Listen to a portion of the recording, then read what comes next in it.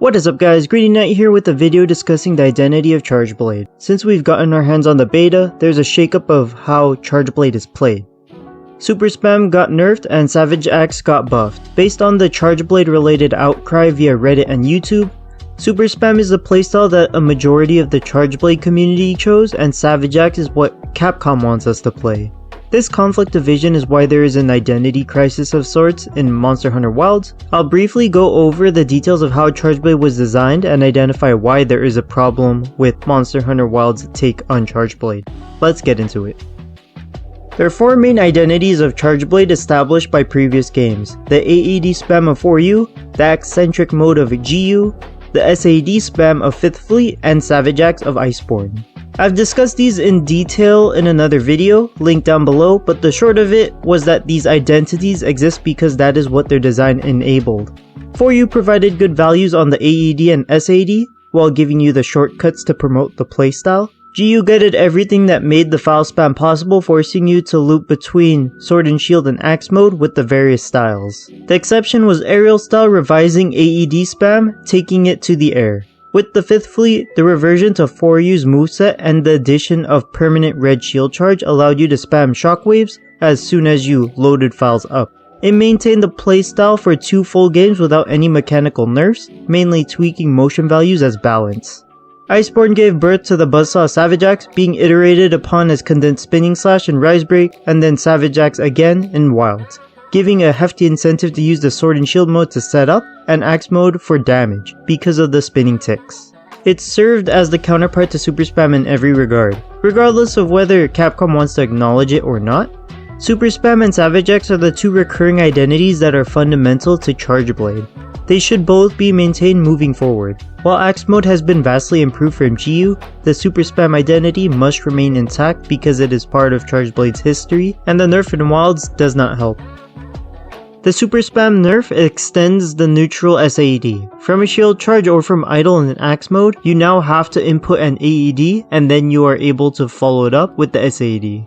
This is similar to the loss of the neutral SAD from Monster Hunter GU, but instead of losing it, it is just lengthened, making it worse than 5th Fleet. The reason this is considered a nerf is because the SAD shortcut is just that, a shortcut, not a long cut. The idea behind the playstyle is to get to your strongest attack, the SAD, as quickly as possible, so you can fire as many as possible.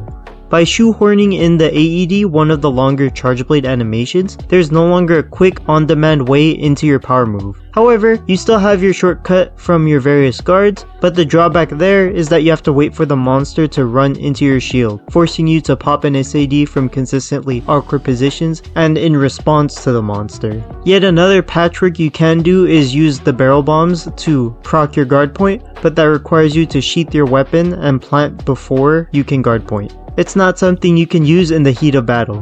The SAD is already risky and the longest Chargeblade animation, so with a lengthened neutral combo, that only increases the risk. The workarounds being present is a consolation, but they have caveats that the neutral SAD lack, which is why many Chargeblade users hate this change. The mechanical nerf to Chargeblade was unwarranted. It would have been better to just tweak motion values like how it was done in Iceborne.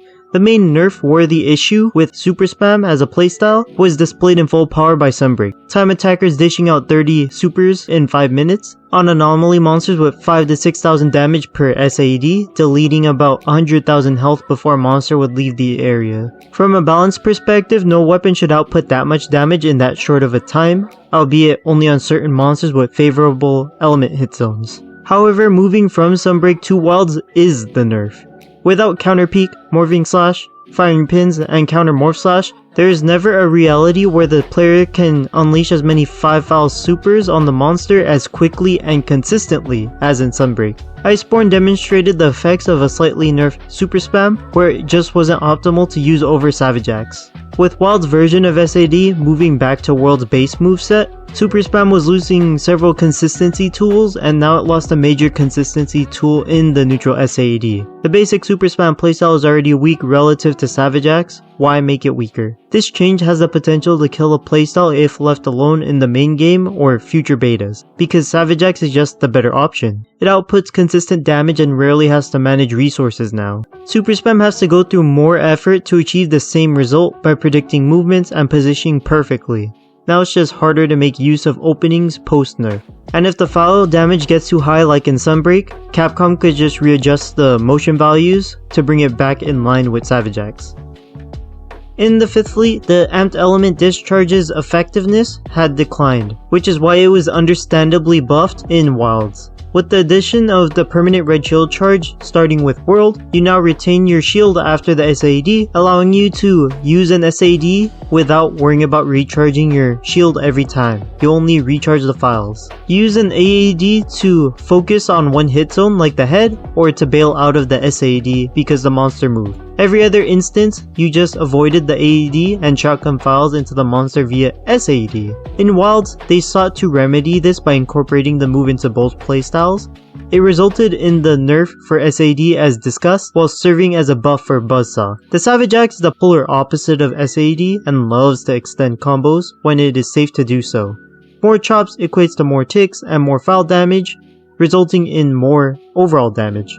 By including the AED and AED follow-up into the Savage Axe combo line, you now have a 6 chop combo that rips through the monster compared to the 3 chop combo of previous games. Also, the removal of the forced AED morph makes the move safer to execute since you can evade out of it or morph to sword and shield manually as needed. Savage Axe benefited more from the AED because it now serves as a soft combo finisher and combo extender through the follow-up. It returns the AED to the quote-unquote vital status like how it was in GU, leaning into the Axe-centric playstyle. Instead of being another useless or niche move, it is now part of the bread and butter Axe combos. There is a concept of the hybrid playstyle where it promotes one build and one playstyle fits all, where you can use both modes equally. It seems this is the final end goal for Chargeblade design, showcased by Capcom emphasizing Axe mode for 3 consecutive installments, despite players wanting to use sword and shield to churn out SADs all the livelong day. While this can be a goal for future games, there are a few logistical issues with this concept of hybrid Chargeblade in Wilds and every other iteration of Chargeblade. Until these issues of the hybrid playstyle get remedied, the duality of Chargeblade where Savage Axe and Super Spam are designed to coexist is a practical design moving forward. The first issue with hybrid playstyle is that the SAD and the Axe-centric playstyles still mechanically conflict with each other. The SAD consumes all of your Savage Axe resources and vice versa. In 4U and GU, you lost your shield charge and files, discouraging the use of SAD unless you had a guaranteed shot. It promoted the use of AED and Axe chops depending on the opening. In 5th Fleet onwards, Savage Axe deactivated when you ran out of files, and CSS deactivated whenever you morphed to sword and shield mode via forced morph of AED and the super, resulting in the loss of your Buzzsaw buff and or files. In Wilds, you now only lose files, overcharged or not, meaning you keep your Buzzsaw regardless of mode and file count.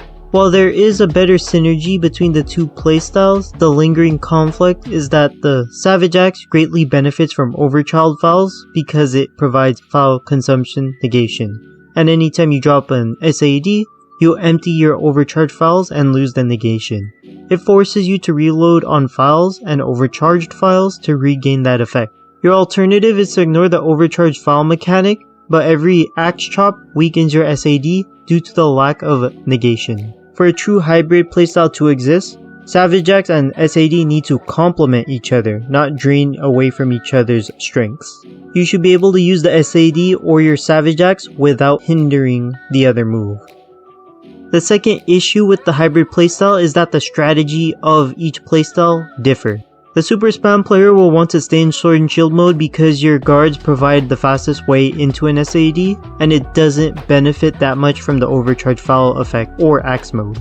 The damage boost of overcharge fouls is about 30% for impact fouls, so you lose a net 70% damage for the second round of fouls that you overcharged. If you are going to loop for a second round of fouls, it would just be better to keep the second round as energy, dump your fouls, load a second round of fouls, then dump a second SAD. For Super Spam, it is generally better to just load up one round of fouls, pop an SAD, rinse and repeat. Also, because you stay in Sword and Shield mode, you can play defensively and reactively in response to hyper-aggressive monsters.